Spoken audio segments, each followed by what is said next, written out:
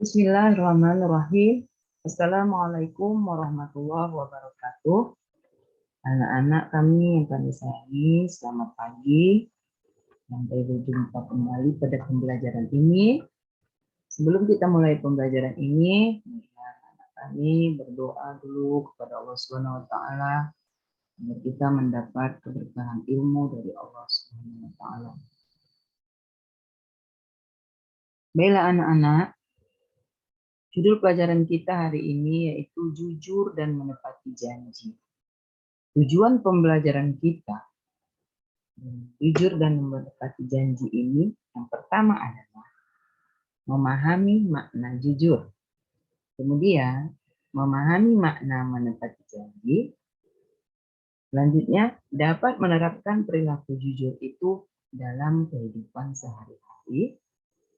Menerapkan perilaku menepati janji dalam kehidupan sehari-hari, baik di rumah, di masyarakat maupun di lingkungan sekolah.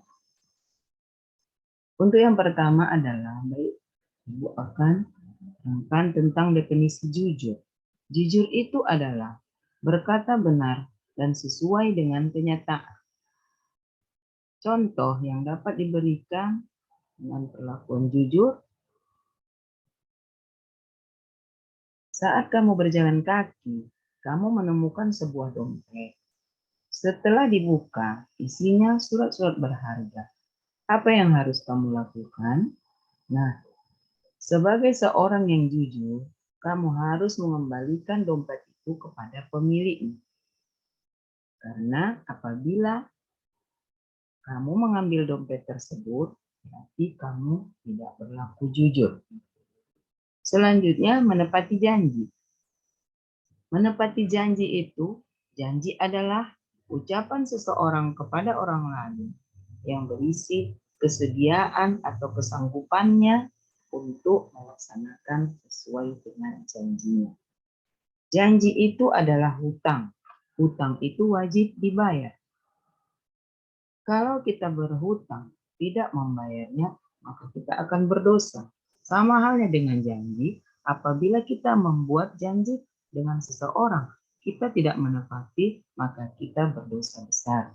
Karena salah satu ciri-ciri orang munafik adalah apabila ia berkata dia tidak jujur, dia mengkhianati. Kemudian, contoh perilaku tidak menepati janji. Sebagai salah satu pengurus OSIS,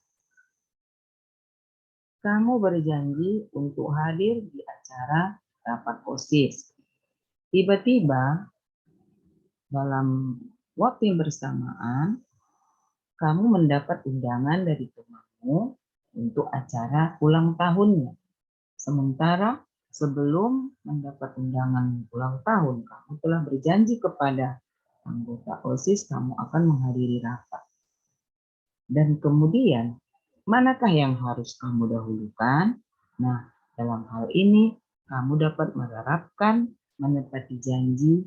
Kamu harus mendahulukan janji yang pertama, yaitu menghadiri dulu dalam rapat OSIS yang telah kamu janjikan, baru kemudian menghadiri undangan temanmu yang kamu terima. Selanjutnya, untuk yang terakhir, tujuan pembelajaran kita pada hari ini, manfaat sikap jujur dan menepati janji. Untuk yang pertama adalah disenangi dalam keluarga, masyarakat, dan teman yang lain. Kemudian, membuat hati dan jiwa tenang karena tidak ada hutang terhadap janji yang telah kita buat. Yang ketiga, disayang oleh Allah Subhanahu wa taala dan disayangi oleh orang lain. Nah, anak-anak kami sekalian, dengan kita dapat mengerti manfaat sikap jujur dan menepati janji tadi, maka berakhir pembelajaran kita pada hari ini. Akhirul kalam, billahi taufiq wal hidayah. Assalamualaikum warahmatullahi wabarakatuh. Dan terima kasih.